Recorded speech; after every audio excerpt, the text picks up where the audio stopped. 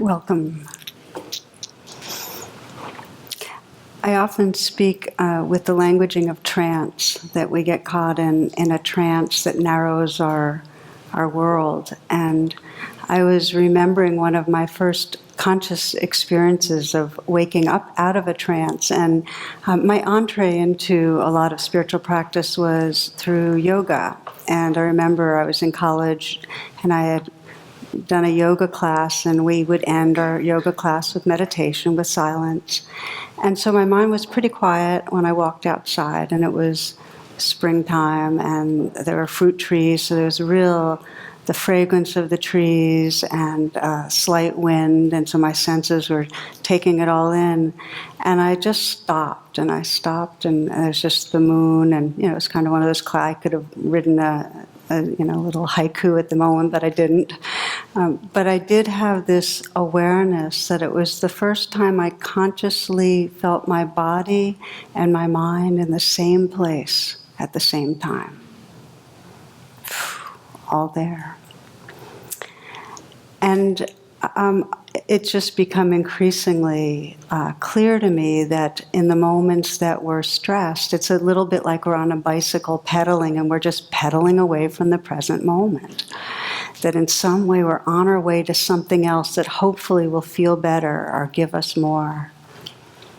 I'll share with you a reading some of you might remember called Reverse Living. Life is tough. Takes up a lot of your time and all your weekends. And what do you get at the end of it? Death, a great reward. I think the life cycle's all backwards. You should die first, get it out of the way. Then you live 20 years in an old age home. You get kicked out when you're young. You get a gold watch, you go to work. You work for 40 years until you're young enough to enjoy your retirement. You go to college, you party until you're ready for high school. You become a little kid, you play, you have no responsibilities. You go back into the womb and you spend your last 9 months floating, and you finish off as a gleam in someone's eye.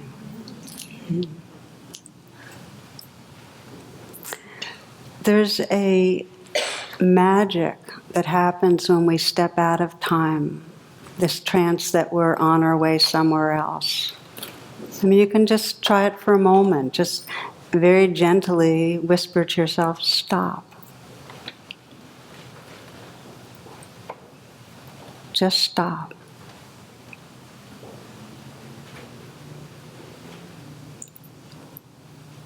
In some way realize there's nothing ahead. Just this.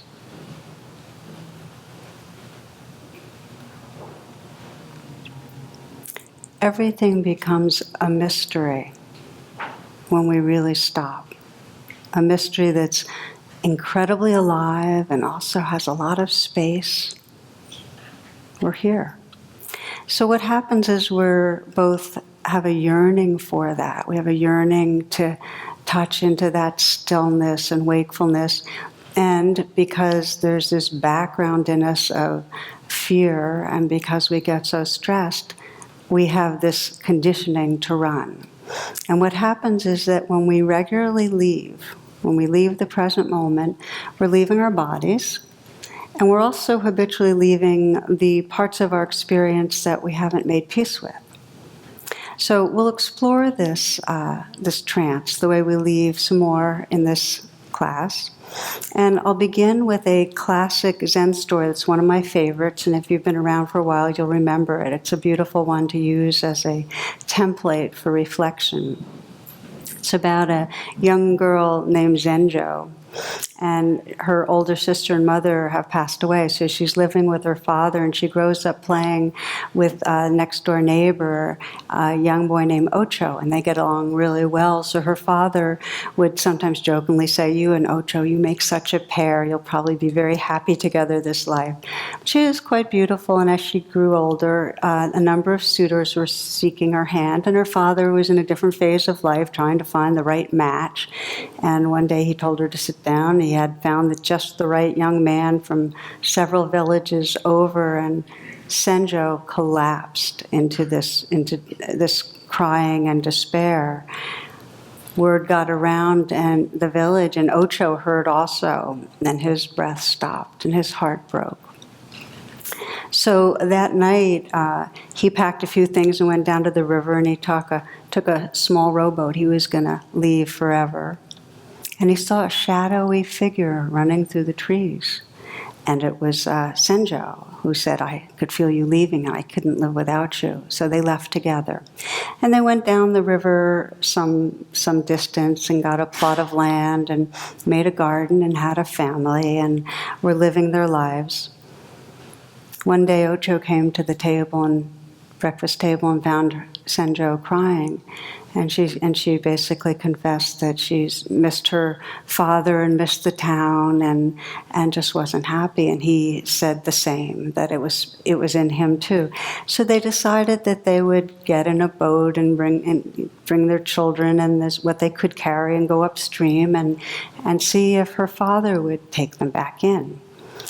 So they did that, and they arrived at the village around dusk and landed at a dock near Senjo's home. And Ocho decided he better go first to see if he could explain things. And he went to the door, and the father opened the door, and Senjo said, "Oh, Father, please forgive us, but I've come home and I've brought your daughter back with 2 fine grandchildren. Please accept us, forgive us for running away." And he looked at cold eyes. He was astonished and angry. And he said, "I don't know what girl you're talking about. Since the night you ran away, my daughter has been home sick in bed and unable to speak." So he said, "Oh, no, Father, she's there. Look, she's at the boat." And he goes, "I'm not going down to any boat," but he sent the servant down. He said, "You go look and see what's in that boat." And the servant went, and sure enough, there was Senjo with 2 young children. And he came running back and said to the father, "She's there, and she's got your grandchildren, and she's on her way to the house." At which point the father shook his head no, and he went up to the bedroom where Senjo was lying and said, "Ocho's come back with another Senjo and your 2 children." And her eyes opened in a new way they had not for 5 years, and she stood as if walking in a dream and walked out the door where her father followed her, and down the road from the dock the other Senjo was approaching her with the 2 children. And they met, they embraced, and they became one. And then together with the father and Ocho became a full family, living and loving fully. So this is the classic Zen story, and it's a story of many levels, a story of broken hearts and grave choices and levels of exile. And it's also a very powerful story of what each of us in different ways experiences when we run into difficulty, whether it's in the womb or as young children or different times in our life, and it feels like too much. And some part of us leaves. We leave where the intensity is in our bodies and our hearts. We push it under, and we leave in our thoughts, and we leave in our behaviors. It's like that bicycle pedaling, and we just get away from what's too much to feel. So this process is often referred to as dissociation, and it's really a universal mechanism for pulling away from what's too much. And when we do, the suffering is that we pull away from our wholeness, we fragment. We don't have contact with an integrated whole sense of being, and with our full intelligence, and with our full capacity for loving. When we leave, when we don't pay attention to what is there, when we leave it unprocessed, when there's unlived life, then we're not living from a fullness of being. That's the suffering. So let's just look a little closer together, and as I often do, I'll ask you to check in your own lives on how it is that we split off from parts of ourselves. And the particular practices of presence, and I'm going to hone it into one particular practice of mindful presence that directly calls us into, touches and opens us to the places that we've left behind. So I like to always begin by naming trauma, because when there's trauma, it really deserves a lot of respect.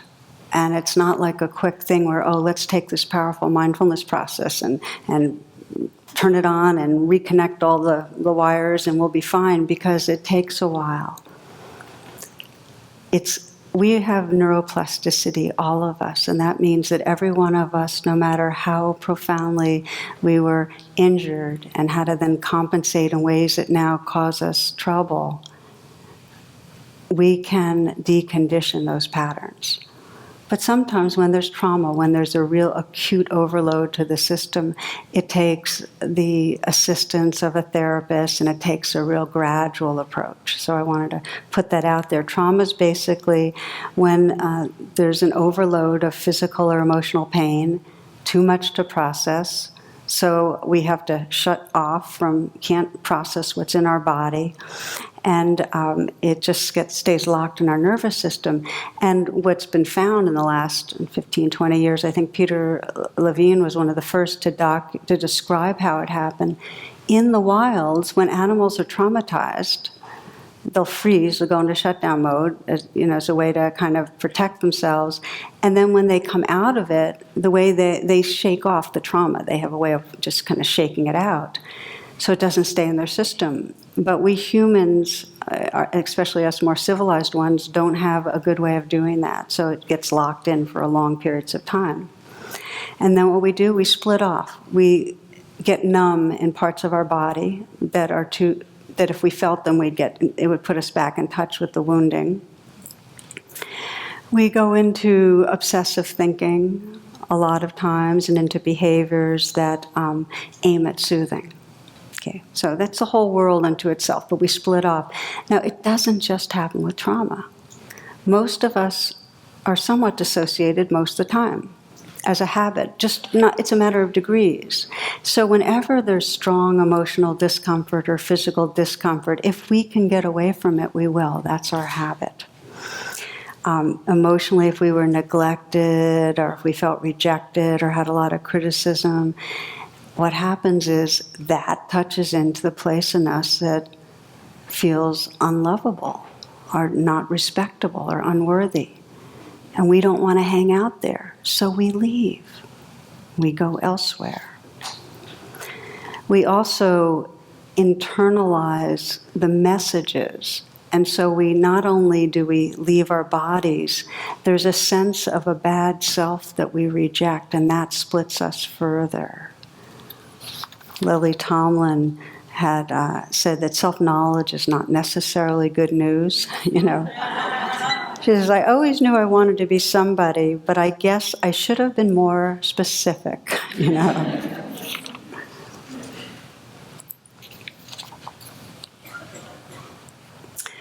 So one of the big domains where we split, where we fragment, we're no longer whole, is when we reject parts of ourselves. And we reject the parts of ourselves that our parents basically criticized. Sometimes it's the parts of ourselves that the culture says don't fit in.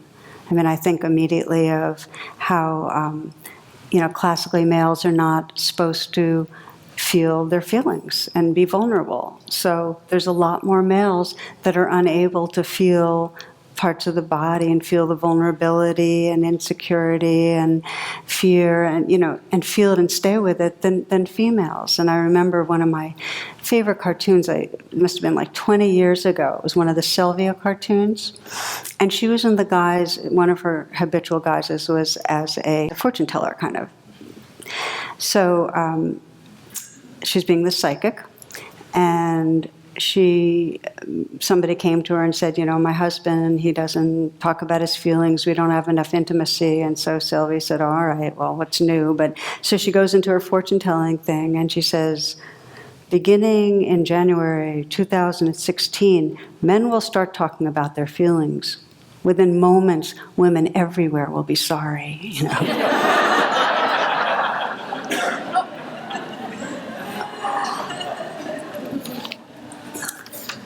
So it's fun, and we know that this culture, especially the dominant culture, has certain standards for what is good and what is successful and what appearance is the appearance to have. And if we don't fit in, there's the potential for that splitting off of a part of ourselves. Read you this. Am I gorgeous? My child asked, drawing the word out like pulled taffy. Yes, I say you are. The pink and teal dress is probably made of highly flammable material, some chemist's approximation of stolen satin. Pudgy fingers decorated with pink polish and traces of sequins on the bodice. I love this. A giant pair of bubblegum pink wings flap slowly. Little feet dance in sparkly red slippers. I'm just like a real princess. Yes, I say you are. The thick blonde hair, blue eyes, rosy cheeks, flawless skin. This child is the American epitome of beauty. This child, my son. He's 4 years old and prefers to wear dresses. Maybe it's a phase, maybe not. Even as I wonder how I produce such an angelic-looking creature, I wish he would put on some pants and go back to playing with toy tractors, not because it matters to me. It doesn't. But because I'm already hearing in my head the name-calling he'll face in kindergarten. Many adults already seem a bit disturbed by the dresses. Strangers utter awkward apologies when they realize he's not female. This culture wants little boys to dream only of baseball, trucks, and trains. This culture has no room for little boys who want to be gorgeous. He picks up a parasol a neighbor gave him and opens it jauntily over his shoulder. Am I beautiful, he asks. I sweep him into my arms and plant a kiss on his cheek. Always.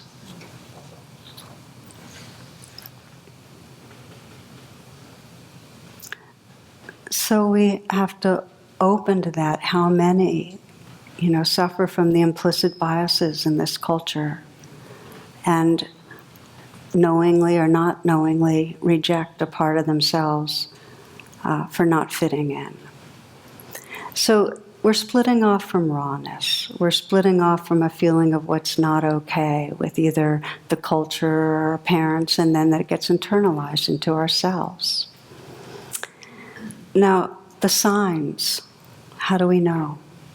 How do we know when we've been fragmented in some way?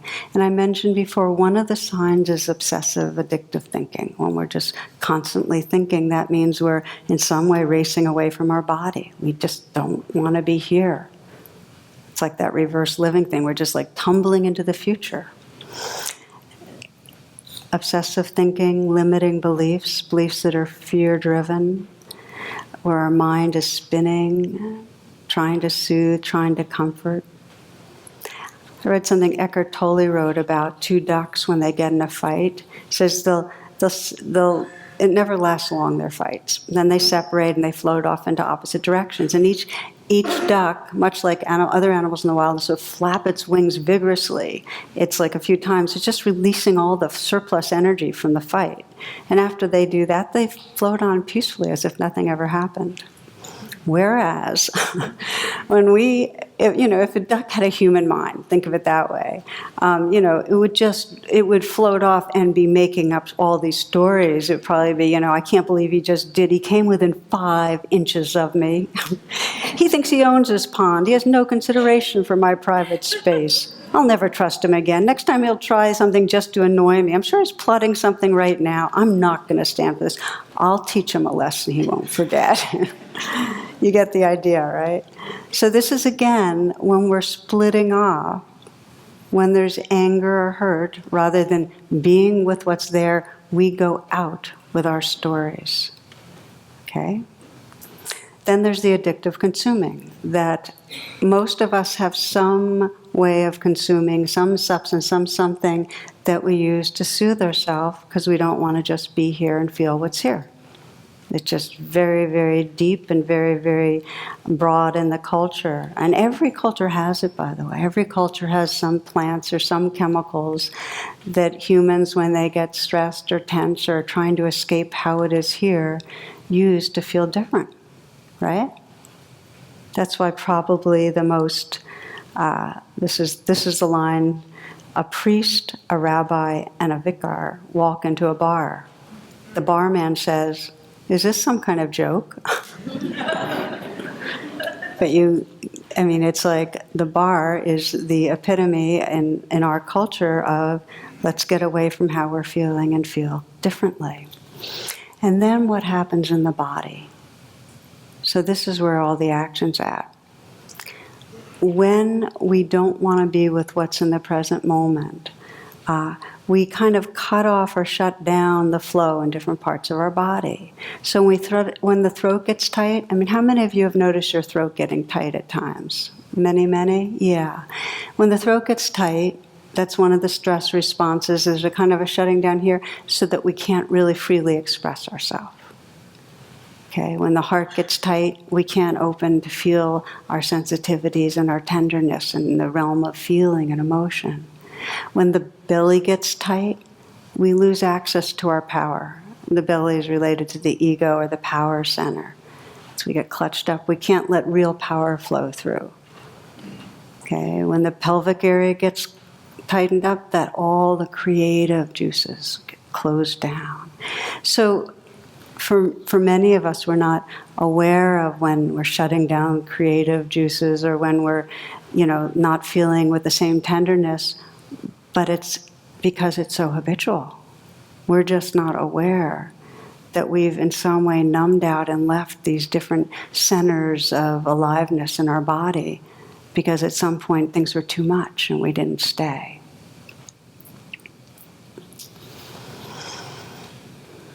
So the reason I find that Senjo story really instructive is because, like Senjo, we all hit times where there's some loss or some hurt or something that feels like too much, and it's a very exaggerated illustration that a part of her, it was too much and she just shut down and part of her died. It was like that depression that we lose hope.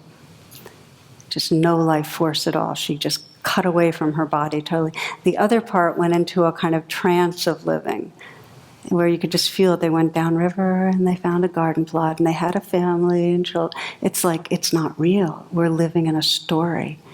And that's that sense of living our lives on automatic, like we're moving through the day and going through trying to get through things, and we're on our way somewhere. And it's like we're skimming the surface, but we're not arriving in our lives. Does that make sense, this trance? So often we're split, and there's different forms of it. The depression, the automatic.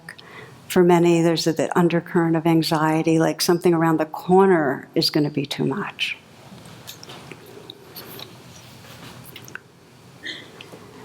So for many of us, we've cut off from the body, and then it takes shape in our behaviors, and it gets played out. And it might be the behavior like Senjo when she's shut down, where we completely withdraw. It might be that we're going through the motions. And for others, the behaviors are more the kind of defensiveness, where we're protecting ourselves from others in a kind of having to justify. Now, for others, it's aggressive, and sometimes it's really dramatic, and sometimes it's more of a kind of a just in some way trying to prove something.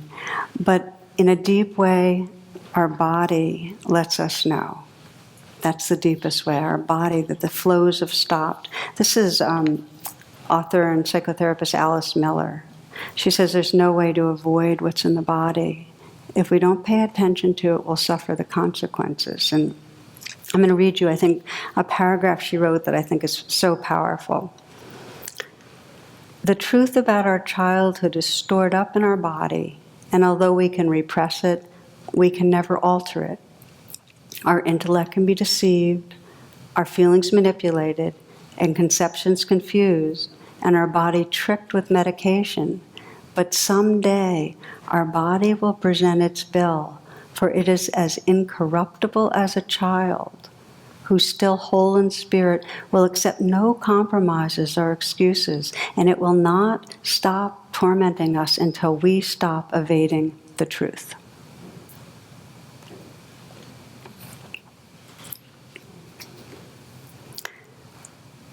Carl Jung put it Similarly, he said, our suffering and our neurosis comes from the unfelt, unseen parts of our psyche, the body psyche.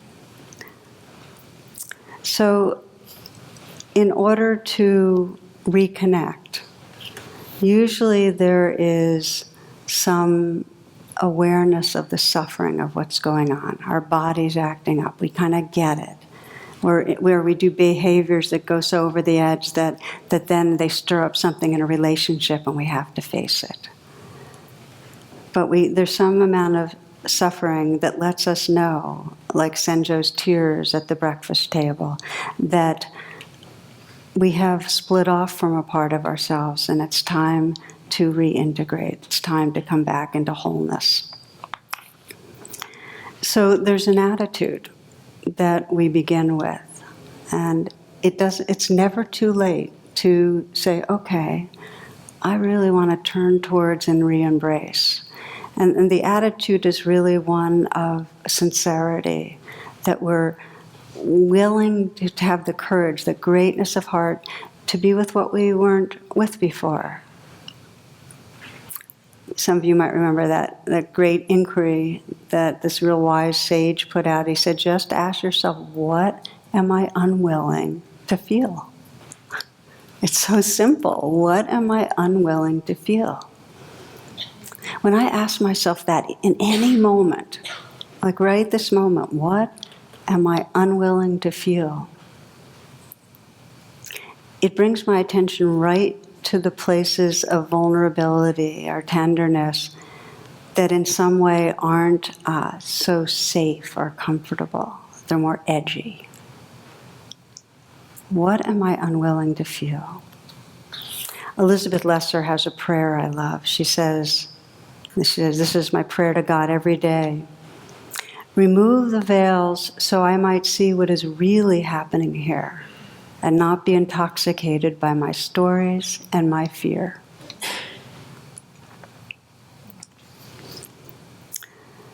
So we start with this attitude where there's something in us that says, I really want to live from the wholeness of my being. I want to love without holding back. I want to be in this life, not skimming the surface. And then there's that prayer. Okay, so let me learn to stay. Let me see what's really here. And then now we're going to move to the practice that helps us to embrace the unlived life, to really embrace it. And we come back, as we always do, to these two basic wings of awareness. And one of the wings, in order to re-embrace the unlived life, is to have mindful contact with what's here. We have to find our way back into our body. We have to feel what's going on. Mindful contact. And the other wing is to relate with a quality of openness and kindness towards what we contact. And I think probably the best metaphor is we're contacting the waves of the ocean. And we're remembering the ocean, the space that has room for them. The ocean can cradle the waves that are on its surface. In other words, in order to re-embrace the unlived life, you have to remember what's large enough to include it. Otherwise, it'll feel like too much. So one of the ways that I have found the most useful to practice embracing unlived life is with the help of the breath. And you can just try this right now. I'll just give you the language that I sometimes use, and we'll practice this at the end also.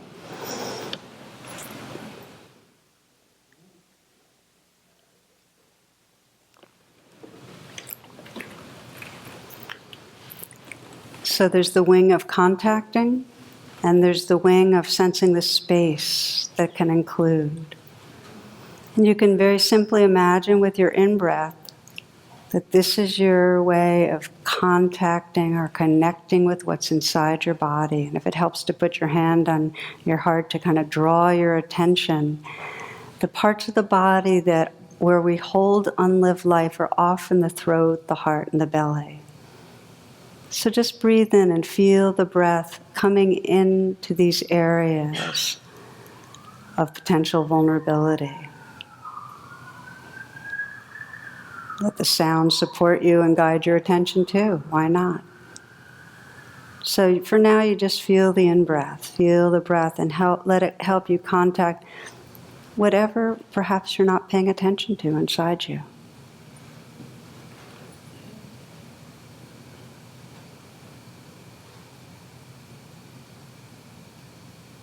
So the in-breath is to help you get into your body and to feel that you're contacting directly the waves of experience inside you. And the out-breath is like you're surrendering that wave into the larger ocean. You're letting it go into the space around you. So whatever you feel with the in-breath, sense with the out-breath that it can float or be delivered into or surrendered into the space around you, the whole ocean of experience. Breathing in, feeling the wave, the specific contact with sensation, and breathing out, sensing space. You might even listen to sound and sense the space around you until you feel you're getting a little bit of the knack of contacting the wave and sensing the larger space around you.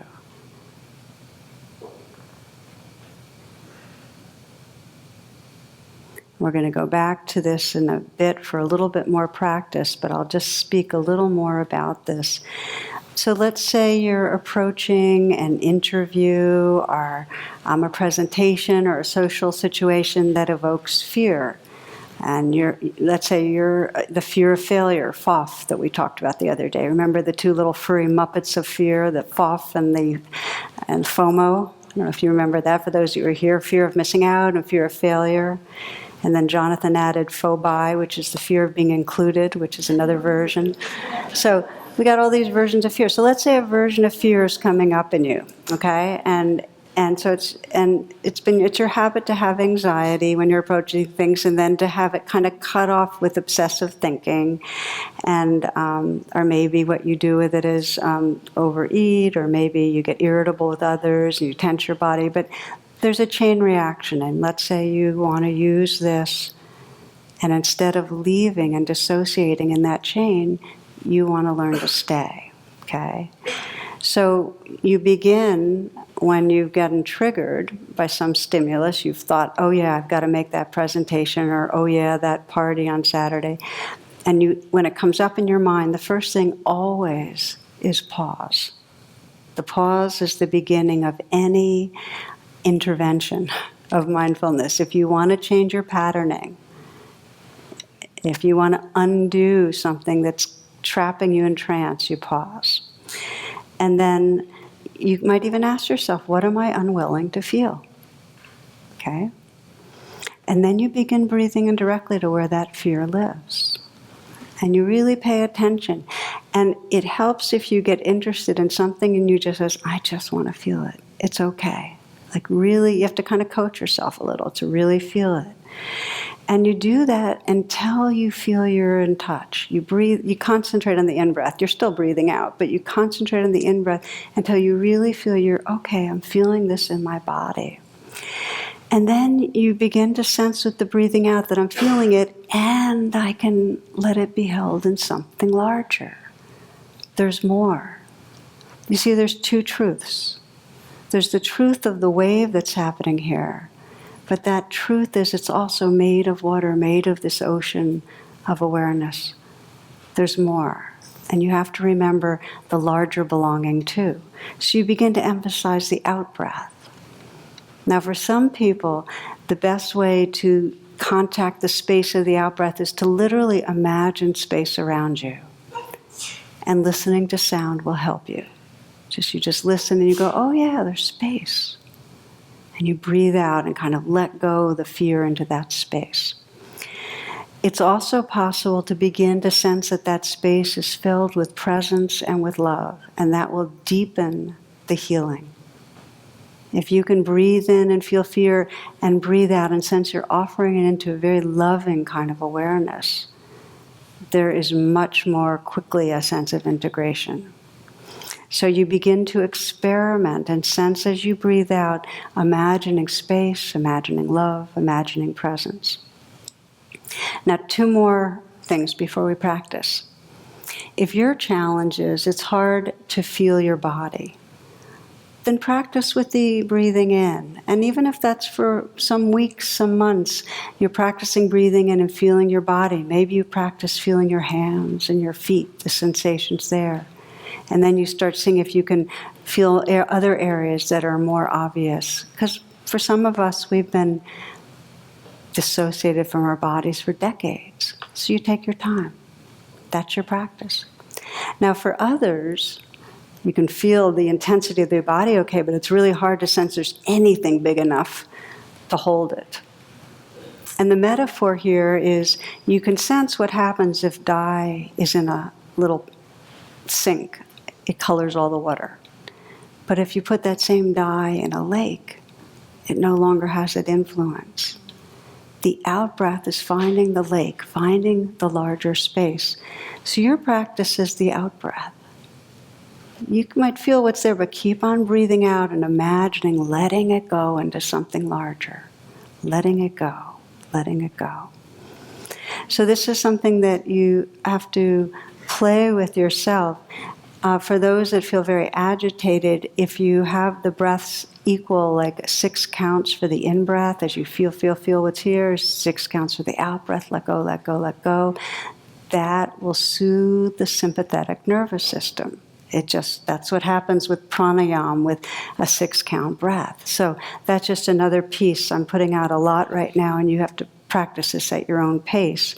But we'll try it out right now, if you will, just to take a moment to close your eyes.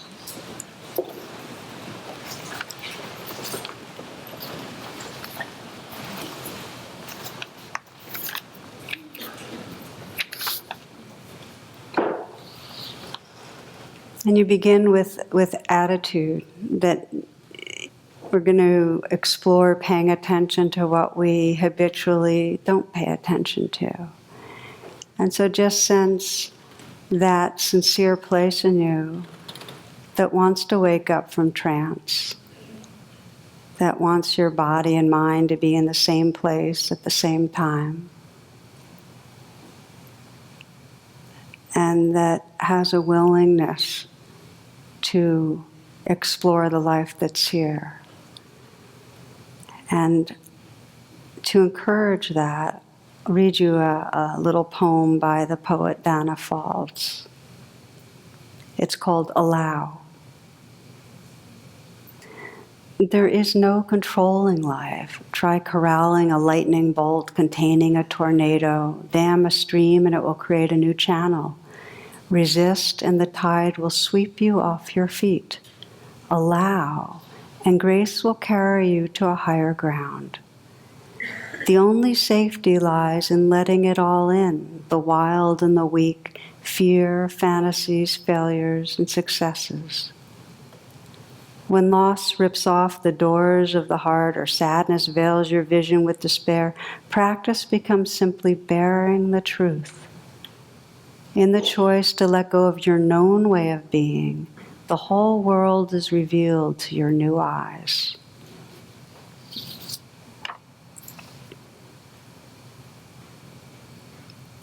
So just asking yourself that question, what am I unwilling to pay attention to?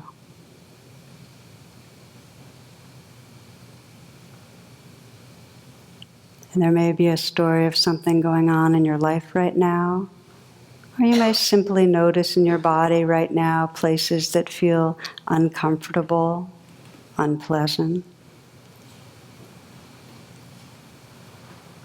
You might find that you feel numb.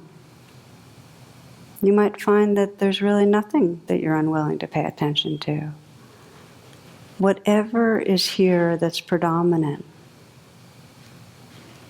that comes into your awareness, just begin breathing with that. You may scan gently the throat, the chest, the belly, and see where there's vulnerability there.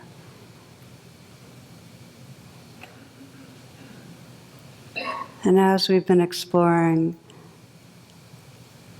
let the breath guide you. Just for now, see how that works for you. Breathing in slowly and letting the breath help you find your way right to where the vulnerability is, right into the core of the vulnerability.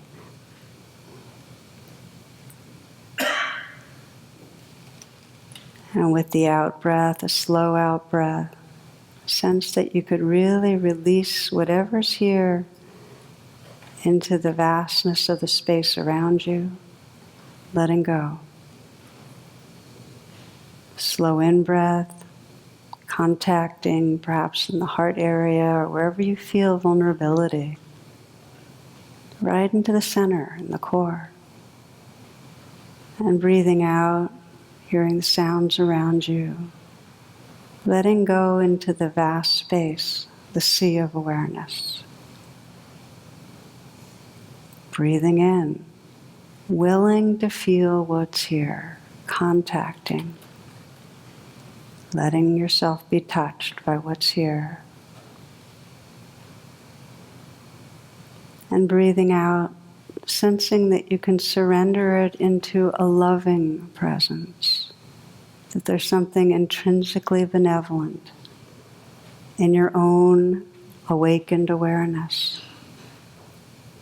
Breathing in and touching what's here, the very core of it. And breathing out and sensing the space inside that vulnerability and around it that's intrinsically tender, vast, has room.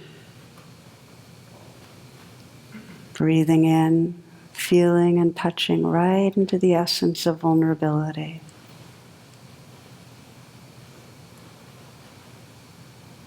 Breathing out, sensing the space that's interior and vast that surrounds, letting go. Breathing in, contacting exactly what's here. Breathing out and letting it float in a larger sea of presence. In the silence, continuing for a few moments.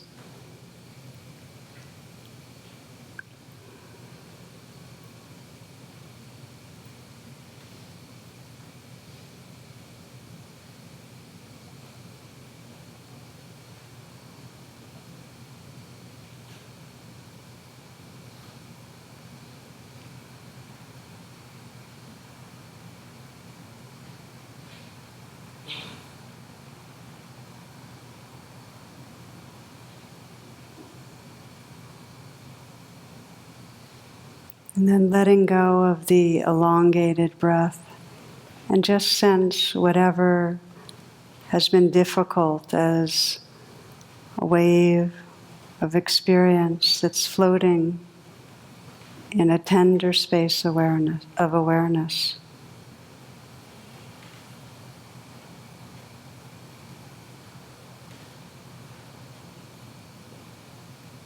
Unfolding itself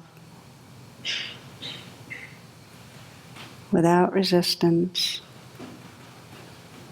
And feel your own beingness as that space, that loving space that has room for the life that's here.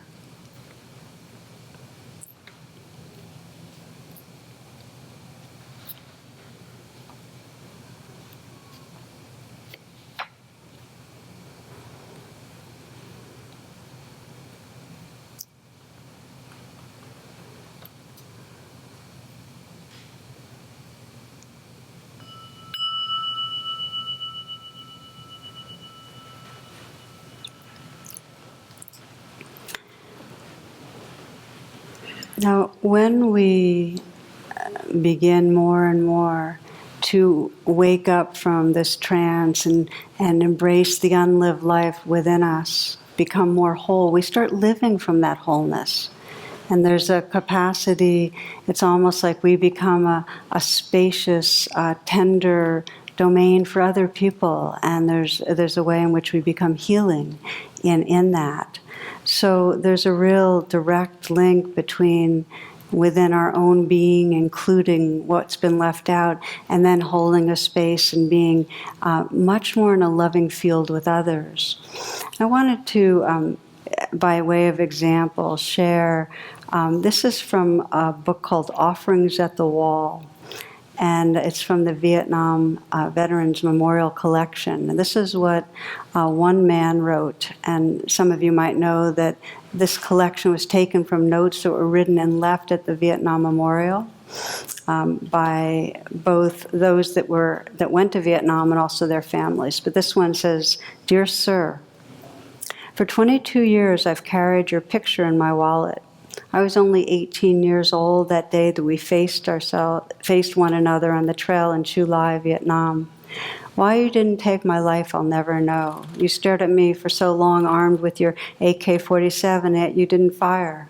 Forgive me for taking your life. I was reacting just the way I was trained to kill VC. So many times over the years I've stared at your picture and your daughter, I suspect. Each time my heart and guts would burn with the pain of guilt. I have 2 daughters myself now. I perceive you as a brave soldier defending his homeland. Above all else, I can respect the importance that life held for you. I suppose that's why I'm able to be here today. It's time for me to continue the life process and release my pain and guilt.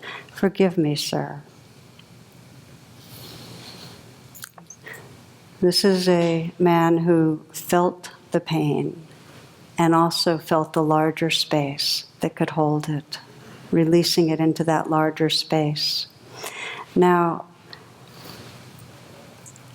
the story didn't end with that letter. As it turned out, that he left it on the wall, but then it got into the book that I just read you from, and then it came back to him in the form of the book. And also, he had left that little photograph that's in the letter of this man with his daughter. And so his name is Richard Luttrell. He decided he wanted to go to Vietnam to meet the daughter of the man that he had killed. Okay, so he did his own healing. We're talking like kind of woke himself up from his own trance. He was with what needed attention, open to it. He decided to go and meet with her. So he located her. Her name was La Trong Non, the daughter of the man he had killed. And he and his wife flew to Vietnam, and through an interpreter, he introduced himself. And he said, "Tell her this is the photo I took from her father's wallet the day I shot and killed him, and I'm returning it." With a cracking voice, he then asked for her forgiveness. And after an awkward moment, Lan burst into tears and fell into his arms, and there the two held each other up, sobbing and embracing. She kind of it's described, she clutches Richard as if he were her father himself, and finally coming home from war. And then her brother explained that both of them believe that their father's spirit lives on in Rich. They expect for him that their father's spirit has come home to them.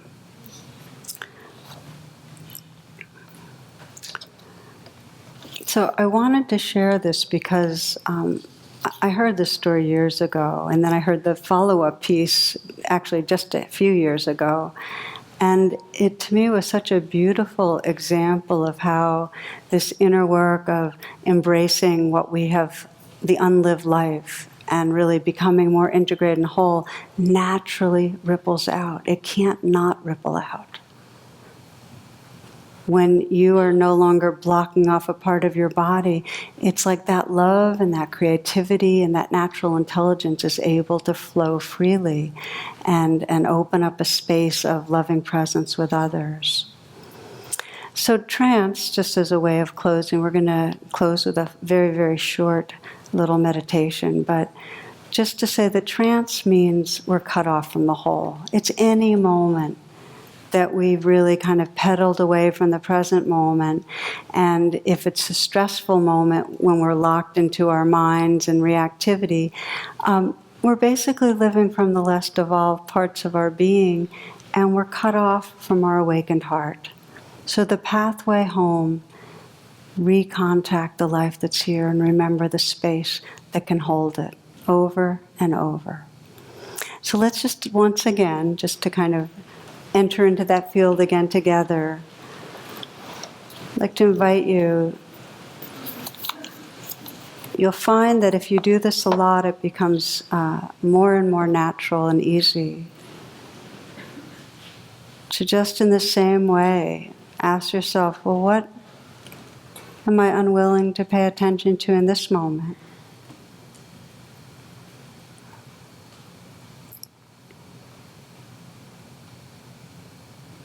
And with interest and kindness, feel your breath, that slow breath, breathing in,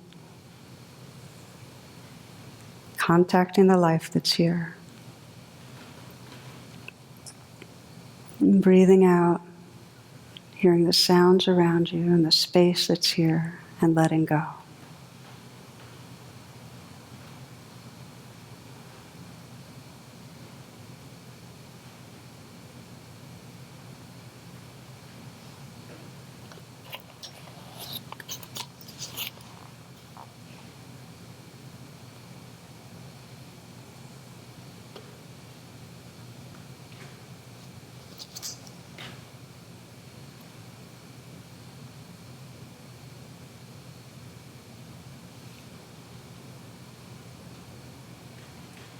Again, from poet Dana Fald, she says, home, you've sought it everywhere, but you're already there.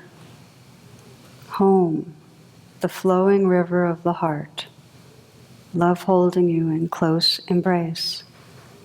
It's not a place, but a state of being, grace received and offered back. Home, the taste of truth and refuge.